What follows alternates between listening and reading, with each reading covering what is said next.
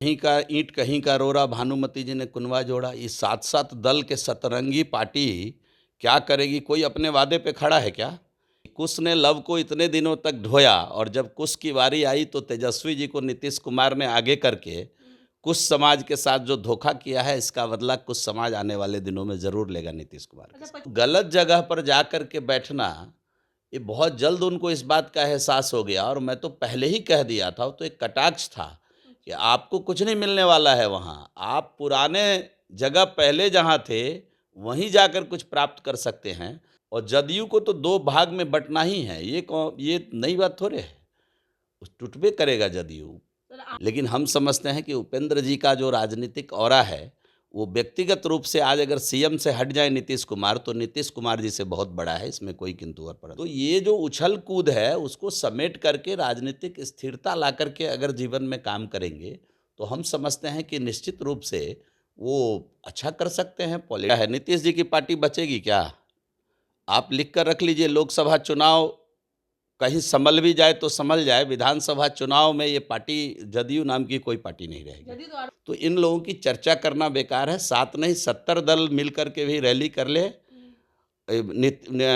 नीतीश कुमार जी की अगुवाई में अब कोई भी पार्टी बिहार के अंदर जीत नहीं सकती है, ये बात आप लिख कर रख लीजिए। देख रहे हैं लाइव बिहार, मैं आपके साथ रूपम। देखिए 14 तारीख का इंतज़ार किया जा रहा था कि जनवरी 14 तारीख यानी कि खरमास बाद बहुत कुछ बदल जाएगा और आपने देखा ही कि बहुत कुछ बदला भी उपेंद्र कुशवाहा को लेकर। और अभी 25 तारीख का फिर से कयास लगाया जा रहा है क्योंकि 25 तारीख ऐसा दिन है कि उस दिन जितने भी गठबंधन में जितने भी पार्टी के लोग हैं वो सभी लोग पूर्णिया पहुंचने वाले हैं और वहां से शंखनाद उनका ये फूका जाएगा। और फिर दूसरे तरफ अमित शाह भी पटना आने वाले हैं और पूरा जो सारे लोग इनके समर्थक में हैं, वो लोग भी यहाँ पर भीड़ जुटाएँगे। तो कयास ऐसा लगाया जा रहा है कि कुछ न कुछ तो बदलाव होगा ही होगा। चलिए आज हमारे साथ बीजेपी से जीवीएस मिश्रा जी हमारे साथ जुड़े हुए हैं। हम इनसे बात करते हैं कि सर उपेंद्र कुशवाहा के बारे में आपने जो कहा था, देखिए वो तो डिप्टी सीएम नहीं बन पाए, लेकिन अब 25 तारीख को इन्हें इन्विटेशन भी नहीं मिला है जदयू की तरफ से कि हाँ भाई आप भी वहाँ पर पहुँचिए पूर्णिया में। अब तो ये जदयू के लोग जाने, उपेंद्र जी गलत जगह चले ही गए थे। उपेंद्र कुशवाहा जी ने बड़ी मेहनत से अपनी पार्टी खड़ी कर ली थी। पार्टी का ढांचा खड़ा हो गया था।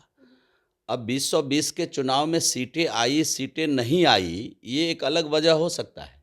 लेकिन संगठनात्मक तौर तरीके से कुछ जगहों पर उनकी पार्टी खड़ी हो गई थी। उस पार्टी को मार करके जदयू में जाना कहीं न कहीं उनके पार्टी के उनके साथियों को ये अच्छा नहीं लगा था और जदयू में उनके लिए कहीं कोई जगह भी नहीं थी। तो गलत जगह पर जा कर के बैठना, ये बहुत जल्द उनको इस बात का एहसास हो गया और मैं तो पहले ही कह दिया था, वो तो एक कटाक्ष था कि आपको कुछ नहीं मिलने वाला है वहाँ। आप पुराने जगह पहले जहाँ थे, वहीं जाकर कुछ प्राप्त कर सकते हैं। हम लोगों के साथ तो जब थे, आपने देखा हम लोगों ने केंद्रीय मंत्री बनाया उनको। तो ये जो उछल-कूद है, उसको समेट करके राजनीतिक स्थिरता ला कर के अगर जीवन में काम करेंगे, तो हम समझते हैं कि निश्चित रूप से वो अच्छा कर सकते हैं। पॉलिटिकल लोग रहे हैं और बहुत दिनों से बिहार की राजनीति में अपने योगदान को उन्होंने दिया है। तो ये तो उनको समझना है और ये जदयू का अंदरूनी मामला है और जदयू को तो 2 भाग में बँटना ही है। ये नई बात थोड़े है। टूटबे करेगा जदयू। सर आपने जो बयान दिया था, मुझे लगता है कि उपेंद्र भैया ये सीएम मटेरियल हैं, पीएम मटेरियल हैं। मुझे लगता है वो बयान इतना वायरल हुआ था और कहीं न कहीं उपेंद्र कुशवाहा जी के पास भी पहुँचा और उसके बाद ही शायद उनका दिमाग भी खुला। देखिए, हम तो उनका बड़ा सम्मान करते हैं, हम आज भी सम्मान करते हैं। व्यक्तिगत तौर पर मैं बहुत रिगार्ड करता हूँ मान्यवर उपेंद्र कुशवाहा जी का। आज उपेंद्र कुशवाहा जी की अगर तुलना नीतीश कुमार जी से करी जाए तो बहुत ही सधे हुए पॉलिटिशियन है। ये वक्त की बात है कि वो 1.5-2% आबादी वाले सीएम हो गए और ये 8-10% आबादी वाले उनके पीछे घूम रहे हैं। तो ये वक्त की बात है और भाग्य की बात है। लेकिन हम समझते हैं कि उपेंद्र जी का जो राजनीतिक ऑरा है, वो व्यक्तिगत रूप से आज अगर सीएम से हट जाए नीतीश कुमार, तो नीतीश कुमार जी से बहुत बड़ा है, इसमें कोई किंतु और परंतु नहीं। सीएम से वो हटेंगे तो तेजस्वी जी कहाँ गए? अब अब तेजस्वी यादव कहाँ जाएँगे, यही तो सवाल खड़ा हो रहा है कि कुश ने लव को इतने दिनों तक ढोया और जब कुश की बारी आई तो तेजस्वी जी को नीतीश कुमार ने आगे करके कुछ समाज के साथ जो धोखा किया है, इसका बदला कुछ समाज आने वाले दिनों में जरूर लेगा नीतीश कुमार के अच्छा, साथ। 25 तारीख को उन्हें नहीं वहाँ बुलाया गया है। क्या नीतीश कुमार को डर है कि कहीं ना वो कहीं ये मेरे पार्टी को तोड़ देंगे, चाहे कुछ भी? ये वो उनको डर क्या है? नीतीश जी की पार्टी बचेगी क्या? आप लिख कर रख लीजिए, लोकसभा चुनाव कहीं संभल भी जाए तो संभल जाए, विधानसभा चुनाव में ये पार्टी जदयू नाम की कोई पार्टी नहीं रहेगी। जदयू तो आरोप लगा रही है कि बीजेपी ही उपेंद्र हम कुशवाहा को ये कर रहा हम है। क्यों करेंगे? उनके साथ गए थे, उनके गलवैया, उनके 3-3 नेता उनके अगवानी में बाहर खड़े थे, आपको मालूम है कि नहीं? पार्टी के केयर टेकर से लेकर के पार्टी के जो बिहार के छोटे केयर टेकर हैं, बड़े केयर टेकर हैं, उनके यहाँ तो केयर टेकर होता है ना। हम लोगों के यहाँ अध्यक्ष होता है, दायित्व होता है। जदयू में केयर टेकर, राष्ट्रीय अध्यक्ष केयर टेकर होता है अच्छा। और मालिक एक ही है जिनका नाम है नीतीश कुमार। तो मालिक ने 3-3 केयर टेकर को भेजा था कि उपेंद्र कुशवाहा जी आज पार्टी ज्वाइन करेंगे, आ रहे हैं, आप बाहर खड़े रहिए, उनको बाइज्जत लाइए पार्टी के अंदर। तो इतने सम्मान के साथ जिनको लाया गया, इतनी जल्दी उनसे विरक्ति कैसे, मोह भंग कैसे हो गया? ये तो राजनीतिक सवाल बनता है ना। अच्छा, ललन सिंह का नाम आ रहा है कि वही सबसे बड़े चिंतक है। कौन ललन सिंह? कौन ललन सिंह? वो जो जदयू के केयर टेकर हैं, उनकी बात तो नहीं कहीं आप कर रही हैं। उनकी बात छोड़ दीजिए, उनका राजनीति में कोई वो उठापटक ही कर सकते हैं, इधर की उधर ही कर सकते हैं, इसके सिवा वो कुछ नहीं कर सकते। उन्होंने तो साफ कहा कि पार्टी के मालिक नीतीश कुमार है और हम पार्टी के केयर टेकर हैं।